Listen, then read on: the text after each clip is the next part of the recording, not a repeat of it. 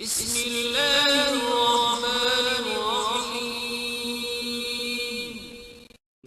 अल्लाह के नाम से जो बड़ा मेहरबान निहायत रहम वाला है। Assalamu alaikum students, how are you? I hope you will be all right. आज के लेक्चर में हम सिंपल पेंडुलम को डिस्कस करेंगे। तो लेट्स स्टार्ट। पहले हम सिंपल पेंडुलम को डिफाइन करते हैं कि व्हाट इज सिंपल पेंडुलम।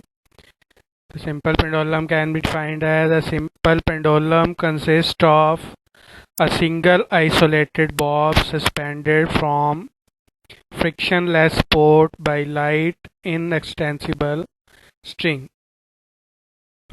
जब आप एक स्ट्रिंग के साथ एक ये आयरन बॉब है, सफियर है, आयरन का बना हुआ है, इसको हमने स्ट्रिंग के साथ अटैच करना है और स्ट्रिंग का दूसरा एंड जो है वो किसी रिजिड सपोर्ट के साथ यानी किसी हार्ड सपोर्ट के साथ आपने अटैच करना है और इस तरह ये एक सिंपल पेंडुलम बन जाता है। और ये जो स्ट्रिंग है ये इनएक्सटेंसिबल है। इनएक्सटेंसिबल का मतलब है कि इसकी लेंथ जो है वो चेंज नहीं होगी, इतनी ही रहेगी जितनी है। और फ्रिक्शन यानी ये जिस रिजिड सपोर्ट के साथ ये दूसरा एंड स्ट्रिंग का अटैच किया हुआ है ये फ्रिक्शन लेस है। यहाँ पे फ्रिक्शन जो है वो ना होने के बराबर है। तो इस तरह जब हम एक स्ट्रिंग के साथ कोई वेट हैंग करते हैं तो वो एक सिंपल पेंडुलम बन जाता है। This is a simple pendulum. और यहाँ पर आपको ये जो नेक्स्ट डायग्राम है इसमें ये तीन पोजीशन नज़र आ रही हैं, ओ, ए और बी। तो ओ पॉइंट जो है वो मीन पोजीशन है, ए जो है ये एक्सट्रीम पोजीशन है, इसी तरह बी पॉइंट जो है वो भी एक्सट्रीम पोजीशन है। चलते हैं।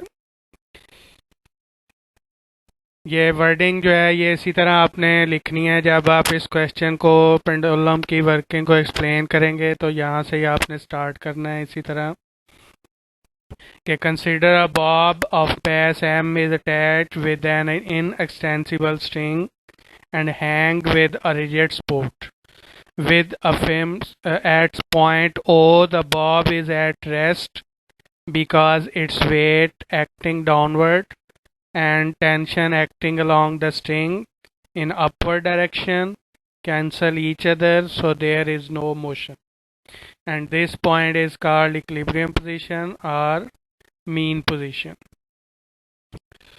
यानी ये जो पॉइंट ओ है यहाँ पर इस पॉइंट ओ पे क्या है, ये बॉडी जो है पेंडुलम जो है ये रेस्ट पोजीशन में है, इक्विलिब्रियम पोजीशन में है। और ऐसा क्यों है? क्योंकि रोप के लॉन्ग जो टेंशन है और बॉब का जो वेट है दोनों अपोजिट डायरेक्शन में है, एक दूसरे को कैंसिल कर रहे हैं और इस तरह नेट फोर्स जो है बॉब के ऊपर वो ज़ीरो है और बॉब जो है वो मीन पोजीशन पे रेस्ट स्टेट में है।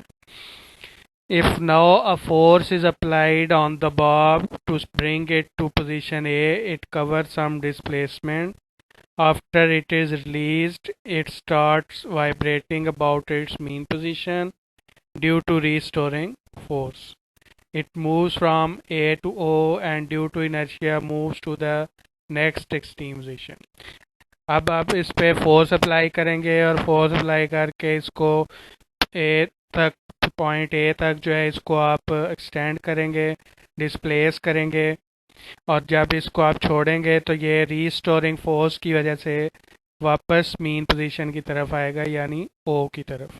लेकिन इनर्शिया की वजह से ये अपनी मोशन को कंटिन्यू करेगा और यहाँ पर ओ पॉइंट पर रुकेगा नहीं बल्कि अगली एक्सट्रीम पोजीशन पे जाएगा। तो ये समझ आ गई है आपको कि पॉइंट ओ पर जो है बॉब जो है वो रेस्ट में क्यों है, क्योंकि रोप के अलॉन्ग जो टेंशन है वो अपवर्ड डायरेक्शन में है, वेट जो है वो डाउनवर्ड डायरेक्शन में है, दोनों फोर्सेस एक दूसरे को कैंसिल कर रही हैं और बॉब के ऊपर कोई नेट फोर्स एक्ट नहीं कर रही, इस वजह से बॉब जो है पेंडुलम जो है वो रेस्ट में है पॉइंट ओ पे। And point O is mean position, A and B are extreme positions। हाँ जी, नेक्स्ट हमने देखना है कि वर्टिकल फोर्सेस कौन कौन सी हैं। बॉब के ऊपर जो वर्टिकल फोर्सेस एक्ट कर रही हैं पॉइंट ओ पे, वो कौन कौन सी हैं? ये अभी मैंने आपको बताया है कि बॉब का जो वेट है वो डाउनवर्ड एक्ट कर रहा है और टेंशन जो है स्ट्रिंग के अलोंग वो अपवर्ड डायरेक्शन में। डायग्राम में देखें, ये मैंने मेंशन किया हुआ है, ये टेंशन जो है स्ट्रिंग में ये अपवर्ड डायरेक्शन में एक्ट कर रहा है अलोंग द स्ट्रिंग, और बॉब का जो वेट है वो डाउनवर्ड एक्ट कर रहा है, एक्शन और रिएक्शन हो रहा है, दोनों फोर्सेस एक दूसरे को कैंसिल आउट कर रही हैं और इस तरह ये बॉब जो है ये रेस्ट पोजीशन में। हाँ जी, वर्टिकल फोर्सेस इस तरह आपने लिखना है, weight W of the bob acting downward, tension in the string T acting along the string in upward direction, and according to third law of motion action और reaction हो रहा है, तो यहाँ पे हम लिखेंगे capital T is equal to minus W। हाँ जी, नेक्स्ट हमने देखना है कि नेट फोर्स क्या है बॉब के ऊपर। बॉब के ऊपर जो नेट फोर्स एक्ट कर रही है जिसकी वजह से ये बॉब जो है अपनी मेन पोजीशन के इर्द गिर्द जो है वो वाइब्रेट करती है, वो क्या फोर्स है? तो ये डायग्राम में देखें, या अब ये बॉब को हम मीन एक्सट्रीम पोजीशन पे लेके जाएंगे, मीन से एक्सट्रीम पोजीशन पे। तो यहाँ पर अब नेट फोर्स फाइंड करने के लिए हम ये जो इसका वेट है बॉब का, इसको हमने रेक्टेंगुलर कंपोनेंट में रिजॉल्व करना है। तो रेक्टेंगुलर कंपोनेंट नाइन्थ में हमने पढ़ा था रेजोल्यूशन ऑफ वेक्टर्स में कि किसी भी वेक्टर के दो कंपोनेंट होते हैं, एक्स कंपोनेंट और वाई कंपोनेंट।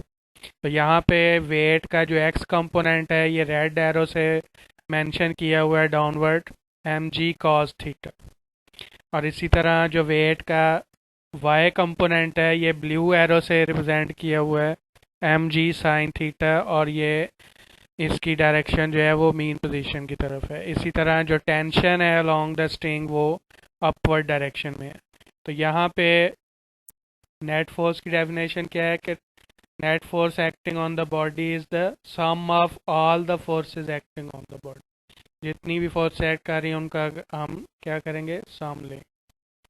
तो यहाँ पर जो टेंशन है और जो एक्स कंपोनेंट है mg cos थीटा, ये दोनों मैग्नीट्यूड में इक्वल हैं लेकिन डायरेक्शन में अपोजिट हैं, तो ये एक दूसरे को कैंसिल करेंगे। तो अगर हम इनका सम लें, tension minus T minus mg cos theta, तो आंसर आएगा 0। तो बाकी फिर कौन सी फोर्स बच गई? बाकी एक ही फोर्स बच गई है, ये वाई कंपोनेंट जो है mg sin थीटा। तो नेट फोर्स जो है वो फिर किसके इक्वल होगी, माइनस mg sin थीटा, और ये जो फोर्स है ये रीस्टोरिंग फोर्स कहलाती है। और इसमें ये नेगेटिव साइन क्यों लगाया गया है? नेगेटिव साइन ये शो कर रहा है कि इसकी जो डायरेक्शन है वो मीन पोजीशन की तरफ है, यानी net force minus mg sin theta is always directed towards mean position.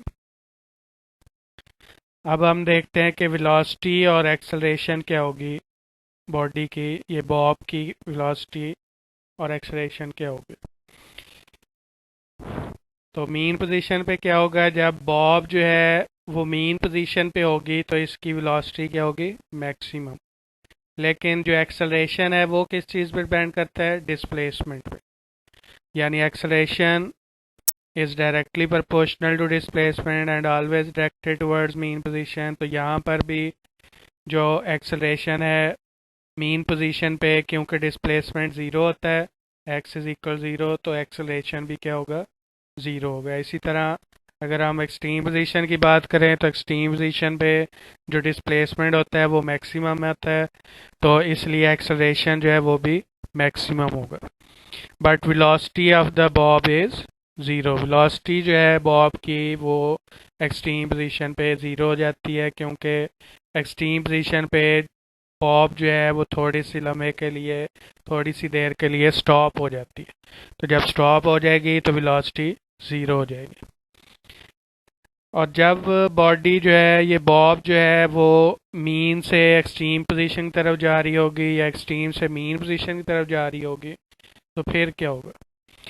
तो ये देखते हैं हम कि जब बॉडी जो है वो पॉइंट ए से ओ की तरफ मूव करेगी तो क्या होगा, वेलोसिटी इंक्रीज होना शुरू हो जाएगी।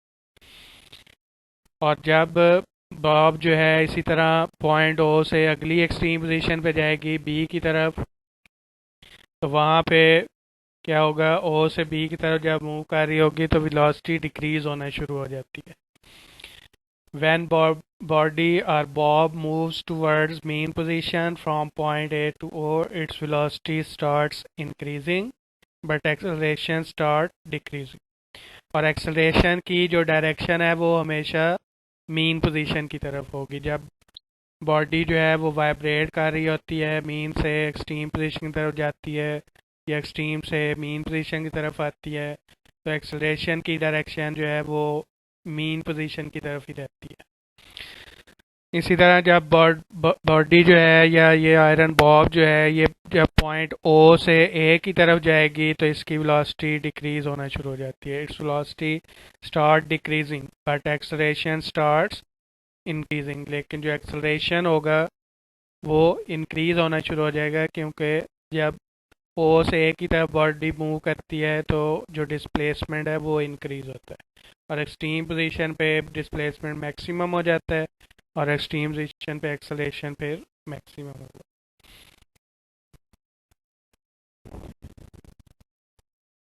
Energy of the bob between position C and B. जब बॉब अपनी एक्सट्रीम पोजीशन सी और बी के दरमियान वाइब्रेट करेगी तो इसकी एनर्जी किस तरह चेंज होगी, काइनेटिक से पोटेंशियल एनर्जी में, और इस तरह पोटेंशियल एनर्जी किस तरह चेंज होगी काइनेटिक एनर्जी में, ये अब हमने देखना है। तो इसके लिए आपने ये डायग्राम कंसिडर करनी है। इसमें ये जो दो पॉइंट्स हैं बी और सी, ये एक्सट्रीम पोजीशंस हैं, ए जो है ये मीन पोजीशन है। तो पहले आप देखें कि एक्सट्रीम पोजीशन पे जो हाइट है वो मैक्सिमम है, तो यहाँ पर पोटेंशियल एनर्जी मैक्सिमम है लेकिन काइनेटिक एनर्जी ज़ीरो है। ऐसा क्यों है, क्योंकि काइनेटिक एनर्जी जो है वो वेलोसिटी पे डिपेंड करती है और पोटेंशियल एनर्जी जो है वो हाइट पे डिपेंड करती है। और एक्सट्रीम पोजीशन पे जो बॉब है वो थोड़ी देर के लिए स्टॉप हो जाती है, वेलोसिटी ज़ीरो हो जाती है, तो इसलिए काइनेटिक एनर्जी ज़ीरो होगी। लेकिन वहाँ पर जो हाइट है वो मैक्सिमम है, तो इस वजह से पोटेंशियल एनर्जी मैक्सिमम होगी। और मीन पोजीशन पे बॉब जो है वो लोएस्ट पॉइंट पे है, ग्राउंड पे है, हाइट इसकी ज़ीरो है, तो इसलिए पोटेंशियल एनर्जी ज़ीरो होगी लेकिन काइनेटिक एनर्जी मैक्सिमम हो जाएगी, क्योंकि वहाँ पर जो बॉब की वेलोसिटी है वो मैक्सिमम होगी। तो इसको ये one by one in points को हम रीड करते हैं कि ये 3 पॉइंट्स आपने इसी तरह लिखने हैं। पहला पॉइंट क्या है कि eight point A the bob is at its lowest position, so the potential energy of the bob is minimum and kinetic energy of the bob is maximum. A point पे जो कि इसकी मीन पोजीशन है Bob की, वहाँ पर height zero है तो पोटेंशियल एनर्जी ज़ीरो हो जाएगी, मिनिमम हो जाएगी, काइनेटिक एनर्जी मैक्सिमम हो जाएगी क्योंकि वेलोसिटी मैक्सिमम है। और बी और सी पॉइंट पे क्या होगा, एट पॉइंट बी और C at the highest level the potential energy is maximum and kinetic energy of the bob is minimum. तो बी और सी पे हाइट मैक्सिमम है, वेलोसिटी ज़ीरो है, तो काइनेटिक एनर्जी ज़ीरो होगी, पोटेंशियल एनर्जी मैक्सिमम होगी। लेकिन इन बिटवीन क्या होगा, यानी जब बॉब जो है वो मीन पोजीशन से एक्सट्रीम पोजीशन की तरफ जाएगी, यानी ए से सी की तरफ या सी से ए की तरफ फिर ए से बी की तरफ जब मूव करेगी तो फिर एनर्जी पे क्या इफेक्ट होगा। तो इन बिटवीन क्या होता है कि जब बॉब अपनी एक्सट्रीम पोजीशन से मीन पोजीशन की तरफ मूव करना शुरू करती है तो इसकी जो पोटेंशियल एनर्जी है वो काइनेटिक एनर्जी में चेंज होना शुरू हो जाती है। और किसी भी पॉइंट पे जो उसकी एनर्जी होगी बॉब की बिटवीन ए एंड सी, वो कुछ पोटेंशियल एनर्जी होगी और कुछ काइनेटिक एनर्जी होगी, लेकिन जितनी पोटेंशियल एनर्जी डिक्रीज हो रही होती है उतनी ही काइनेटिक एनर्जी इंक्रीज हो रही होती है, या जितनी काइनेटिक एनर्जी इंक्रीज होगी उतनी पोटेंशियल एनर्जी डिक्रीज होगी। तो अभी हम कंसिडर कर रहे हैं कि बॉब जो है वो ई से ए की तरफ मूव कर रही है, यानी एक्सट्रीम पोजीशन से मीन पोजीशन की तरफ। तो क्या हो रहा है, potential energy will start changing into kinetic energy, यानी पोटेंशियल एनर्जी काइनेटिक एनर्जी में चेंज होना शुरू हो जाएगी। और किसी भी पॉइंट पे ए और सी के दरमियान किसी भी पॉइंट पे अगर आप टोटल एनर्जी फाइंड करेंगे तो वो सेम हो, कांस्टेंट होगी। इसी तरह जब बॉब जो है वो मीन से एक्सट्रीम की तरफ जाएगी, यानी ए से बी की तरफ, तो फिर क्या होगा, पोटेंशियल एनर्जी जो है वो इंक्रीज होगी और काइनेटिक एनर्जी डिक्रीज होगी, क्योंकि बॉब को ग्रेविटी के अगेंस्ट अपवर्ड मूव करना पड़ता है। बॉब ग्रेविटी के अगेंस्ट वर्क करती है और उसकी एनर्जी जो है वो लूज़ होती है due to work done against friction और due to work done against gravity. उसकी वजह से जो बॉब की एनर्जी जो है वो डिक्रीज होती है। तो जब बॉब मीन पोजीशन से एक्सट्रीम पोजीशन की तरफ मूव करेगी तो उसकी पोटेंशियल एनर्जी जो है वो इंक्रीज होती जाएगी, क्योंकि हाइट इंक्रीज हो रही है, लेकिन काइनेटिक एनर्जी जो है वो डिक्रीज होना शुरू हो जाएगी।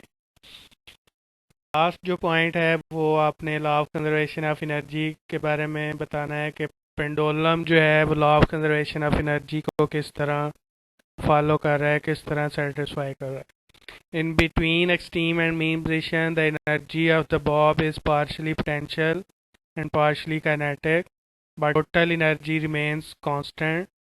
So we can say that law of conservation of energy is valid in simple harmonic motion, या आप कह सकते हैं pendulum is satisfying law of conservation of energy.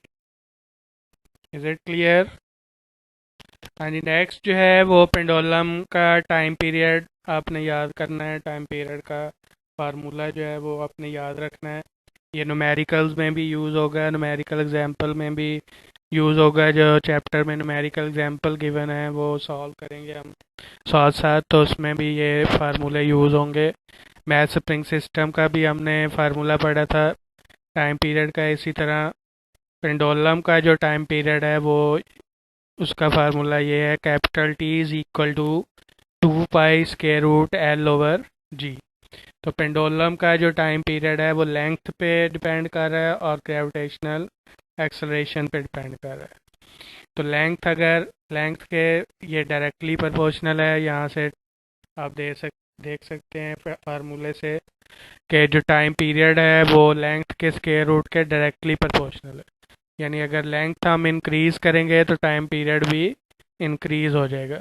लेकिन टाइम पीरियड का जो फार्मूला है इसमें मैथ आपको कहीं नहीं नज़र आ रही है। तो इसका मतलब ये है कि टाइम पीरियड मैथ पे डिपेंड नहीं करता। यानी वो जो आयरन बॉब हमने यूज़ की है पेंडुलम में, वो अगर हम छोटी बॉब ले लें या बड़ी ले लें तो उससे टाइम पीरियड पे कोई इफ़ेक्ट नहीं होगा। इसी तरह एम्पलीट्यूड का भी टाइम पीरियड पे कोई इफ़ेक्ट नहीं होता। नेक्स्ट कंक्लूजन क्या है, ये सारी डिस्कशन से हमें क्या पता चला है? डिस्कशन से हमें ये पता चला है कि जो बॉब का एक्सेलरेशन है वो डिस्प्लेसमेंट के डायरेक्टली प्रोपोर्शनल है और उसकी डायरेक्शन जो है वो मीन पोजीशन की तरफ है। तो इसलिए हम ये कह सकते हैं कि सिंपल पेंडुलम की जो मोशन है वो सिंपल हार्मोनिक मोशन है। As the acceleration of bob is directly proportional to its displacement from mean position and it is always directed toward mean position, so we can say that the motion of simple pendulum is simple harmonic motion. Next ये homework आप note करें और ये return form में आपने send करना है मुझे। डिफाइन सिंपल पेंडुलम को डिफाइन करना है। What are forces acting on the bobs of simple pendulum, bob के ऊपर कौन कौन सी फोर्सेस एक्ट कर रही हैं वो 1 बाय 1 आपने लिखनी है। उसके बाद how pendulum satisfied the law of conservation of energy, pendulum जो है वो law of conservation of energy को कैसे सेटिस्फाई करता है, इसका आंसर आपने एक पैराग्राफ में लिखना है। ओके, नेक्स्ट लेक्चर में मिलेंगे। अल्लाह हाफिज़।